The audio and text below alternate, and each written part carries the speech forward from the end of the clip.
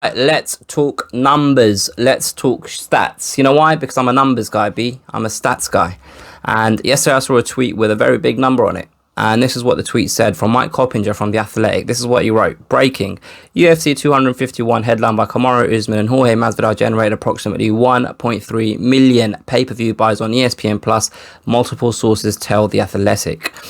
The debut of Fight Island in Abu Dhabi produced the most UFC pay-per-view since Khabib and Conor in 2018. So just for context, right, and I'm not here trying to compare boxing and MMA, but just for context, in February, Tyson Fury and Deontay Wilder fought in the rematch. But before the fight, they were engaged in a number of different media events, so press conferences, interviews. They had a number of face-offs between each other. There was shoulder programming on YouTube and things like that. They both appeared in different shows, chat shows and things like that on different channels, different platforms, just to get the word out there. And with all of that promotion, they managed to get themselves 800,000 pay-per-view buys for that fight. Now here, what we've had is a fight that was signed on the Sunday. During the week, both fighters probably did a number of Skype interviews with different outlets. The ones that I watched were interviews that Kamaru did with Brett Okamoto and Jorge Masvidal did with Ariel Helwani. You had the UFC's embedded series during fight week, and then they fought each other on the Saturday, and they managed to get 1.3 million buys. That's a big fucking number. Now, I understand that these circumstances aren't the usual circumstances in which sporting events happen. There are mitigating circumstances around the number because there's a huge lack of live sporting events at the moment. So there is an argument that a lot of casual fans that wouldn't have ordinarily bought this event because they're interested in other sports may have purchased this event because there's nothing fucking going on. So they had nothing better to do. So they thought, oh, there's a fight going on, let's buy it. But I don't think that accounts for a big percentage of this 1.3 million buys number, right? Now, with all that said, I thought to myself, how can I compare this? Because if I'm looking at this list of the most popular ever UFC pay-per-view events, you've got the biggest buys was Khabib against McGregor. And then after that, you got Diaz against McGregor twice. So both of those fights had done more buys. Then you've got UFC 100 tied with Usman against Masvidal. So I thought to myself, okay, I could probably compare the numbers with the Diaz and Masvidal fight because that had a full proper promotional campaign, etc. That was quite a stacked kind of heavy card.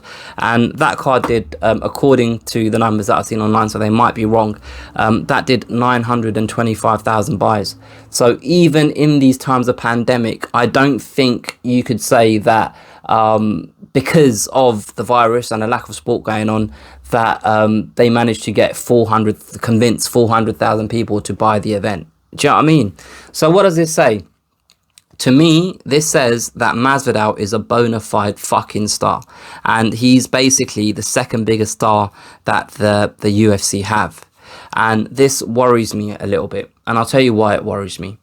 Because when an event manages to have the success that this event did, what tends to happen usually in boxing, because that's the only thing I can compare it with, what tends to happen usually is the promoter just can't wait to shout from the rooftops about how successful the event is, how big of a star the boxer is that the promoter is promoting. In this instance, the UFC never come out and say we did X amount of buys. That's just their protocol. That's just how they do things. And that's a whole different conversation altogether. But the thing that kind of concerned me a little bit is I watched Dana White's media kind of event today that he did in the build up to the fight on tomorrow night. And John Morgan from MMA Junkie asked Dana about this reported number, and Dana basically said, yeah, Fight Island is a superstar, and Masvidal is a superstar, and Kamaru Usman is a guy that's hard to beat. I'm paraphrasing, but basically that's the point he was making. But he made a point to tell us that the Fight Island is a contributing factor to the big number. He admitted that Masvidal is a superstar. But then someone later on asked him about Masvidal being a superstar. And Dana White was like, yeah, he's a superstar. But that concerned me because he wasn't there standing there telling us, fucking Masvidal, I tell you what, from where he came from when he joined us from Strikeforce to where he is now and what he's managed to do and the kind of fan base he's developed and the people that are willing to put their hands in their pockets to invest in his events, he's done an amazing job. Because that's what promoters generally usually should be doing. But he's downplaying Jorge Masvidal. And the reason he's downplaying Jorge Masvidal is because Jorge Masvidal will be ready to fight again soon.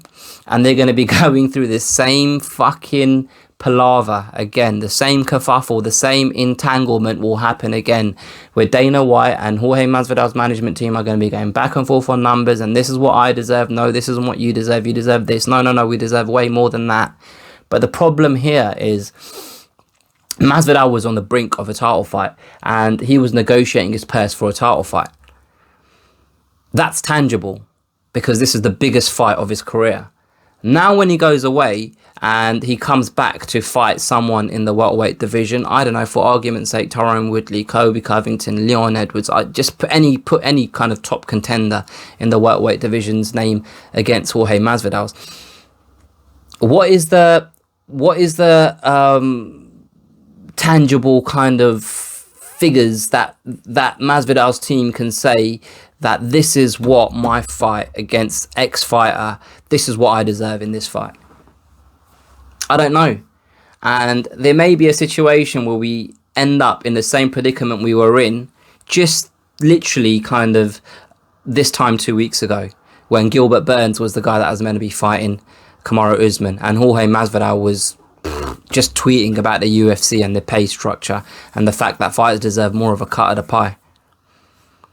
If you really think about it, Nate Diaz, he's been so inactive because he's been living and dying by his the stance that he's had that, no, I deserve more money. I'm not taking that fight. I deserve more money. No, I'll fight him, but I deserve more money.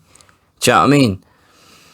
And we might find ourselves in a situation where Jorge Masvidal is kind of in the last couple of years of his career, you'd imagine, because he's 35 or whatever, and he's at the height of his popularity, and the UFC might cut their nose off to spite their face because they just don't want fighters to be taking more of a cut of the overall revenue that they themselves they themselves have a massive influence in generating. And that's quite sad if you think about it.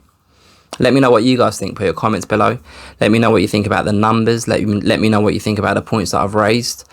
Subscribe if you haven't already. Like the video. Share it with a friend if you've enjoyed it. And I'll catch you guys next time. Bye.